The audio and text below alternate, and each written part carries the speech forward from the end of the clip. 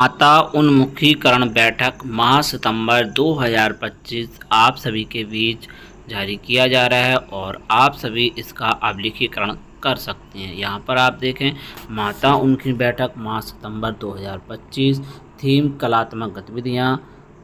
आज दिनांक को अपराह्न 12 से प्राथमिक कंपूरी विद्यालय के प्रांगण में अवस्थित आंगनवाड़ी केंद्र में माता उन्मुखीकरण की कार्यक्रम की बैठक आयोजित की है, जिसमें प्रधानाध्यापक, नोडल शिक्षा, आंगनवाड़ी कार्यकर्त्री, आंगनवाड़ी केंद्र में पंजीकृत बच्चों की माताएं उपस्थित रहीं। बैठक में प्रधान द्वारा आज के कार्यक्रम के एजेंडा बिंदु को पढ़कर सुनाया गया।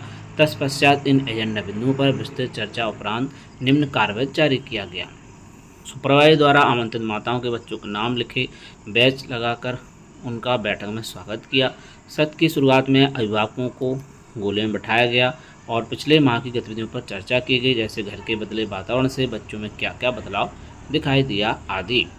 रचनात्मकता का विकास, व्यक्ति का माध्यम, सामाजिक कौशल का विकास, आत्मविश्वास में वृद्धि, सांस्कृतिक और परंपराओं से जुड़ाव और समस्या समाधान क्षमता आदि बिंदुओं पर चर्चा करते हुए माताओं को बताया गया कि कलात्मक गतिविधियाँ केवल मनोरंजन का साधन नहीं है, बल्कि मानसिक, सामाजिक और भावनात्मक विकास में भी सहायक है। इसलिए कलात्मक गतिविधियों का महत्व बच्चों के लिए बढ़ जाता है। कलात्मक गतिविधियों का महत्व में चित्रकारी, कागज के खिलौने, मिट्टी के खिलौने आदि। बच्चों के विकास में कलात्मक गतिविधियों से लाभ, बच्चों के विकास के लिए गतिविधियाँ, घर पर कराई जाने वाली कलात्मक गतिविधियाँ, माताओं से खुली बातचीत और अन्य बिंदु, ये प्रमुख एजेंडा है।